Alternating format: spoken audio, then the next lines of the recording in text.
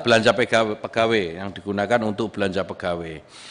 Saya tadi minta konfirmasi ke Pak Sekjen bahwa 144% ini muncul karena ketika dilakukan penganggaran belum ada pengangkatan CPNS baru. Namun ketika sudah dianggarkan ada CPNS baru sehingga muncul penambahan anggaran.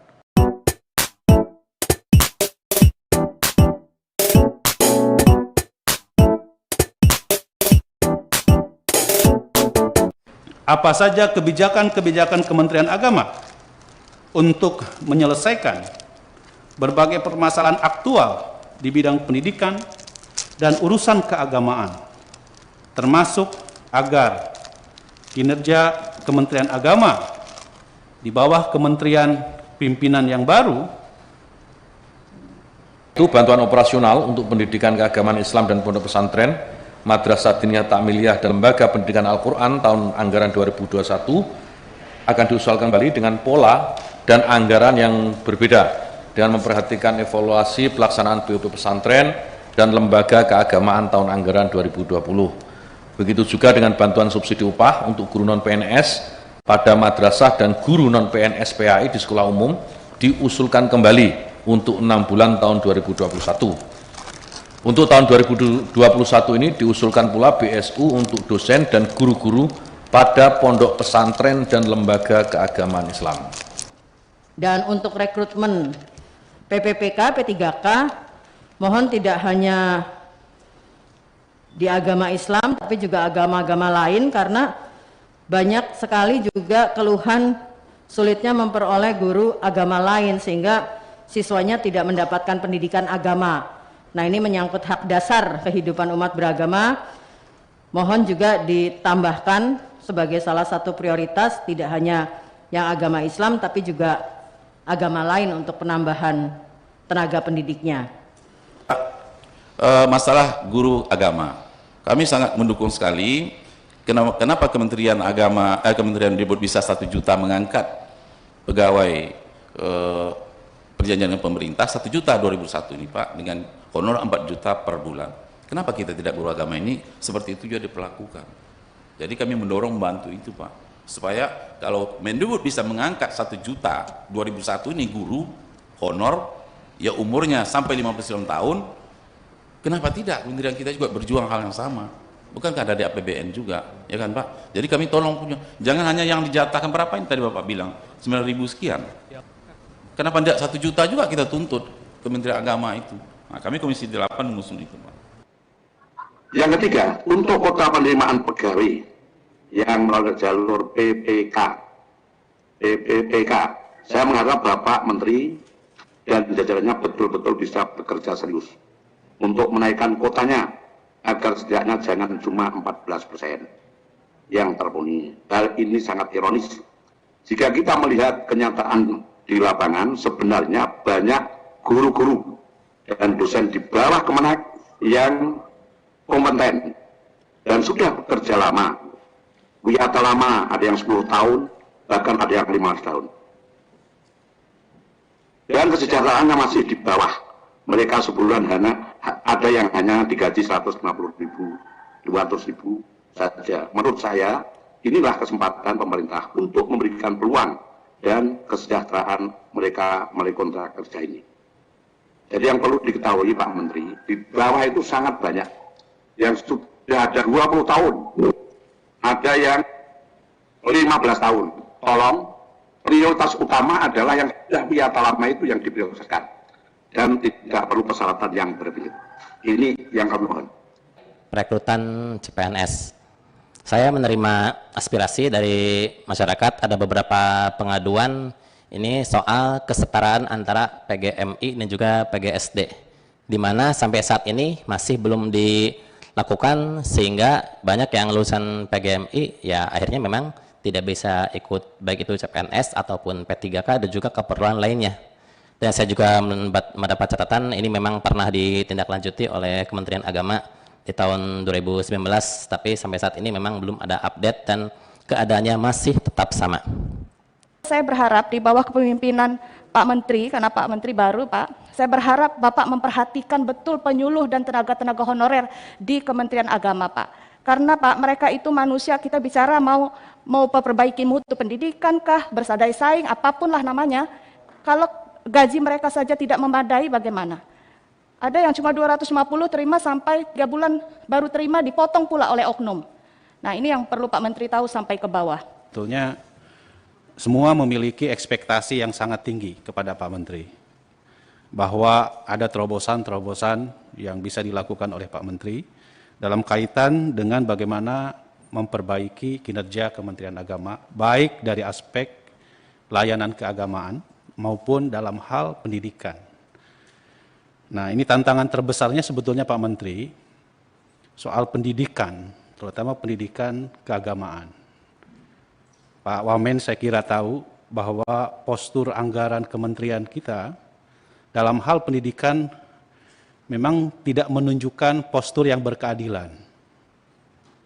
Dan ini tantangan buat Pak Menteri untuk sama-sama kita mencari solusi terkait dengan anggaran pendidikan itu.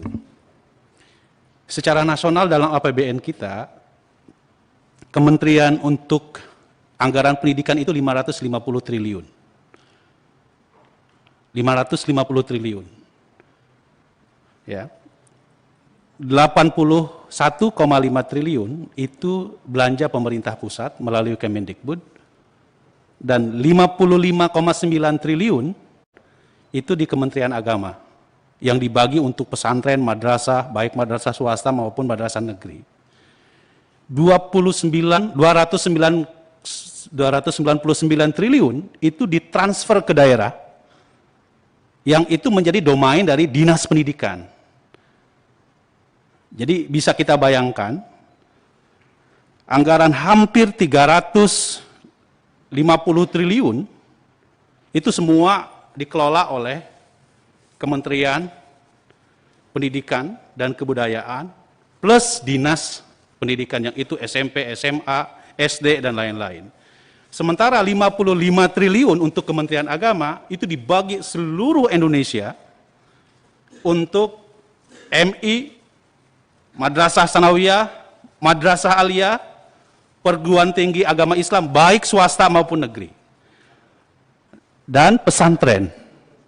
Ini ada ketimpangan, ketidakadilan anggaran pendidikan yang seharusnya saya kira tantangan Pak Menteri untuk bagaimana kita mencarikan solusi agar pendidikan kita ini diperlakukan dengan penuh kesetaraan. Nah, akibatnya apa? Akibatnya tentu fenomena yang disampaikan oleh Pak Menteri, coba bayangkan, misalnya Pak Menteri, anggaran untuk KIP kuliah, di bawah Kementerian Agama, di bawah Kementerian Pendidikan dan Kebudayaan, PIP kuliah atau PIP lah, 17 juta. Sementara Kementerian Agama hanya 2 juta siswa.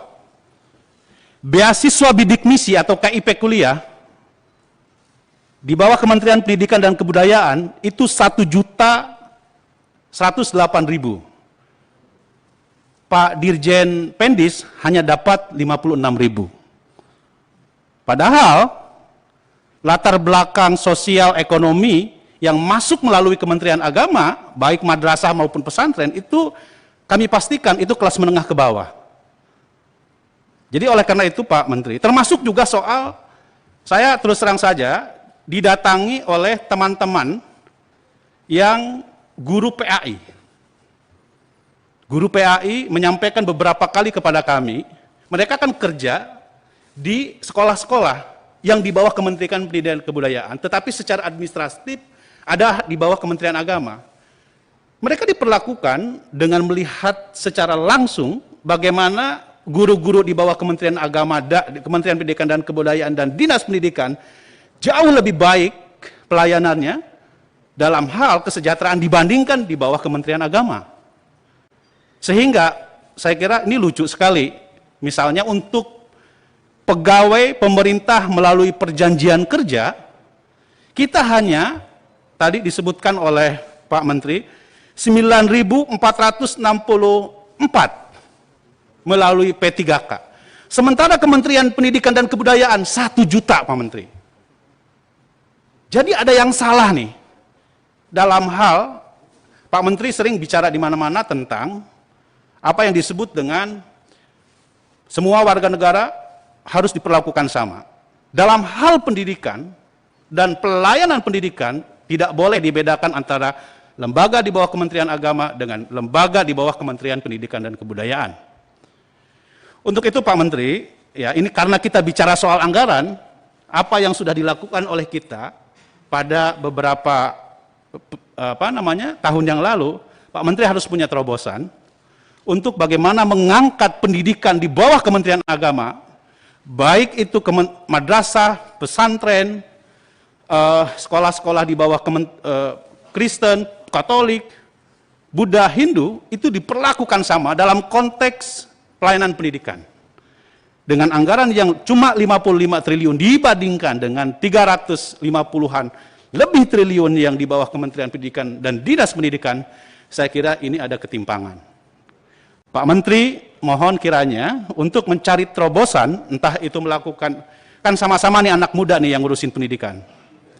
Di Kementerian Agama, Gus Yakut, anak muda, di Kementerian Pendidikan Kebudayaan, Mas, kalau itu Mas ya, Mas Nadiem, kalau ini Gus gitu.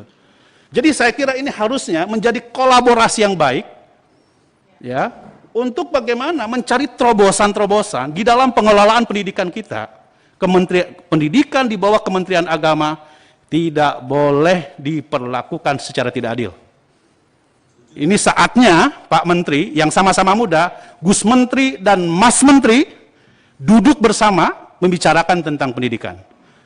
Saya kira kami serahkan kepada Gus Menteri untuk menjawab apa yang menjadi pertanyaan teman-teman. Silakan.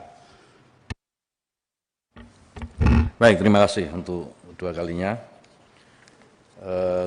Pimpinan dan para anggota Komisi 8 yang terhormat, kalau ditanya mungkin hari ini saya menteri yang paling berbahagia dibanding 34 menteri yang lain, Pak. Karena di masa sidang pertama bersama anggota DPR RI, saya mendapatkan banyak masukan, banyak nasihat, dan yang jelas mauidhah hasanah, Pak. Dan ini penting sekali buat saya yang sebelumnya ketika masuk ke gedung ini masih merasa, ya separuh badan saya ini masih merasa di Senayan. Jadi alhamdulillah tadi diingatkan, saya sudah jadi menteri dan sudah banyak masukan. Namun ada juga beberapa pertanyaan yang memang dalam sebulan ini saya harus belajar cepat gitu ya, terkait dengan persoalan-persoalan di lingkup Kementerian Agama. Saya akan mencoba menjawab apa yang saya tahu dan paham. Jika mungkin ada kekurangan, kurang detail penambahan, saya minta izin sekali lagi kepada Bapak Ibu sekalian untuk bisa jajaran di eselon 1 atau mungkin Pak Wamen nanti ikut membantu menjawabnya. Terkait dengan besarnya anggaran di Pendis, di Dirjen Pendis, saya mempunyai rincian begini, berdasarkan direktorat. Pertama, Direktorat Pendidikan Agama Islam itu ada anggaran 4,3 triliun. Kemudian di Direktorat Pontren ada 3,4 triliun. Di Direktorat Kurikulum, Sarpras, Kelembagaan, dan Kesiswaan ada 13,6 triliun. Di Direktorat Pendidikan Tinggi Keagamaan Islam ada 7,6 triliun. Kemudian di Direktorat Guru dan Tenaga Kependidikan ada 12,05 triliun. Dan Sekretariat ada 16,8 triliun. Masing-masing anggaran besar tadi itu digunakan untuk gaji, tunjangan profesi guru dan dosen, insentif guru non-PNS, uang makan, belanja operasional, ini diantaranya ada kendaraan, ada alat perkantoran, pemeliharaan barang, dan seterusnya. Nah, kalau dirinci dalam Satker gitu ya, di Satker Pusat itu ada anggaran yang berjumlah 8 triliun. Sementara di daerah jauh lebih tinggi 49,36 triliun. Itu dibagi di provinsi dan kabupaten. Lalu kemudian terkait dengan pertanyaan sisa anggaran yang masih berjumlah 2,7 triliun, yang artinya serapan hanya 96,07%, kita bisa menjelaskan bahwa yang pertama dan yang tidak terserap itu masih ada di kas negara. Yang kedua, dana efisiensi dan yang tercairkan tetapi tidak habis digunakan, sehingga ini dikembalikan atau distorkan kembali ke kas negara. Sehingga dana sebesar 2,7 triliun tadi tidak dalam bentuk kas di bendahara kementerian. Nanti rincian lengkapnya ada di aplikasi Cyber Laporan Keuangan kita. Kemudian belanja pegawai yang digunakan untuk belanja pegawai. Saya tadi minta konfirmasi ke Pak Sekjen bahwa 144% ini muncul karena ketika dilakukan penganggaran belum ada pengangkatan CPNS baru. Namun ketika sudah dianggarkan ada CPNS baru sehingga muncul penambahan anggaran yang digunakan untuk belanja pegawai itu hingga mencapai 100,44%. Pertanyaannya uang dari mana? Nah, tadi saya juga tanya begitu Pak, uangnya dari mana? Dan jawabannya uangnya ini dari Kemenq. Uangnya dari Kemenq dan tentu nanti akan ada rinciannya lebih lanjut. P3K yang saya rasa hampir semua anggota menanyakan. Jadi memang di berdasarkan peraturan Menpan RB nomor 2 2019 tentang pengadaan P3K untuk guru, dosen dan tenaga penyuluh agama, di pasal 1 angka 14 disebutkan Pak bahwa tenaga honorer adalah tenaga honorer K2 yang telah mengikuti tes tahun 2013. Ya, database BKN itu yang ikut tes itu 42.539, itu terdiri dari 21.163 guru agama ini Pak ya, 72 dosen agama, 8 tenaga kesehatan, 262 tenaga penyuluh agama, dan 21.034 orang tenaga administrasi atau tenaga pendidikan. Kemudian di pasal 3 itu di sana mengharuskan dari harus mendaftar di portal namanya adalah SSCAN, Seleksi Nasional Calon ASN di titik BKN Go adalah dari yang tadi Pak, yang 42.000 tadi ternyata yang mendaftar itu mengupload SS kan ini hanya 9.642. Dari 9.642 ini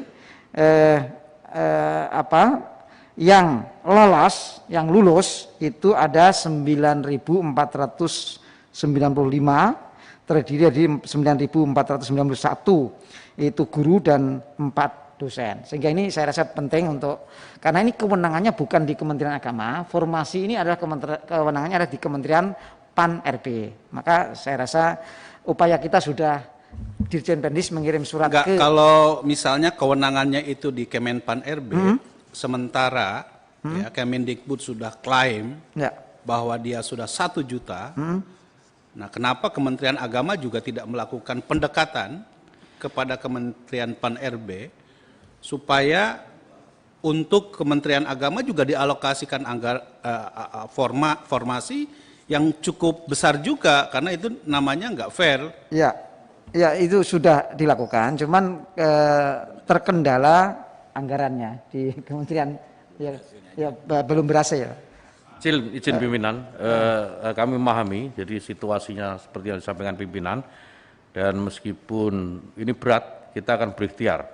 Kita melakukan komunikasi dengan Menpan RB dan mudah-mudahan ada perbaikan dari jumlah guru yang bisa diterima. Ini menjadi catatan buat kami semua di Kementerian Agama. Gus Menteri, kalau perlu ini Komisi 8 bisa undang Kemenpan RB untuk mendorong kenapa untuk Kementerian Agama itu tidak dialokasikan lebih proporsional.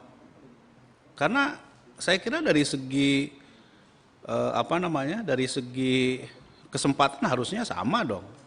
Ya kan, bahkan saya kira Kementerian Agama lebih besar yang honorernya dibandingkan dengan yang di bawah Kementerian Pendidikan dan Kebudayaan gitu. Ini juga Pak, izin Pak Pimpinan, ini juga yang jadi masalah, yang 9.000 itu yang yang lolos K2 kemarin. Jadi tidak ada ruang lagi orang-orang yang bisa masuk untuk P3K ini. Jadi memang harus ada komunikasi dalam rangka untuk karena kasihan yang honor sekian tahun juga, sementara yang dapat porsi yang lolos K2 itu barangkali yang bahkan Pak Menteri Agama dengan alokasi yang diberikan 1 juta untuk Kementerian Pendidikan dan Kebudayaan, mereka malah bingung juga untuk menutupi sebanyak itu. Saya bilang Kementerian Pendidikan Kebudayaan kebingungan, sementara kita malah jauh kekurangan. Jadi maksud saya, nah inilah poin penting dari Pak Menteri, Gus Menteri yang baru, yang saya kira punya kemampuan untuk melakukan akselerasi yang lebih luas gitu kepada kementerian-kementerian terkait dalam rangka memastikan bahwa kesetaraan dalam konteks perlakuan pendidikan itu harus dilakukan lebih proporsional dan berkeadilan gitu. Saya setuju sekali Pak, karena misalnya tenaga pendidik dan tenaga guru di Kementerian Agama itu 916.000, ini kemudian ditambah dengan 162.945 itu ke pendidikan. PNS-nya cuma hanya sekitar 17% Pak, dari jumlah 200.000 lebih, cuma 17%. Karena itu saya kira kita sangat berhak, Kementerian Agama berhak untuk mendapatkan itu. Satu, yang kedua, termasuk PIP. Kita juga sangat minim sekali. Betul, itu yang saya tadi angkat, teman-teman Pak Komisi 10 bikin pendaftaran Pak iya. di sana. Pendaftaran siap mau PIP ini puluhan ribu per orang. Sementara Komisi 8 Pak tahu aja enggak itu soal PIP itu Pak.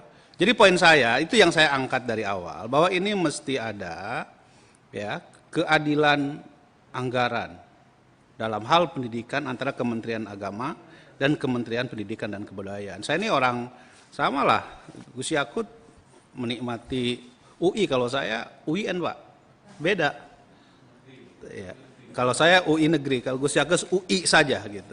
Tapi pentingnya sebetulnya adalah bahwa ada kesetaraan anggaran yang harus kita perjuangkan gitu Gus. Jadi poin saya yang saya bilang tadi, dari 550 triliun anggaran pendidikan secara nasional, 81 triliun untuk Kementerian Pendidikan dan Kebudayaan, 299 triliun untuk transfer daerah, berarti itu dipegang oleh Dinas Pendidikan, baik provinsi maupun kabupaten kota.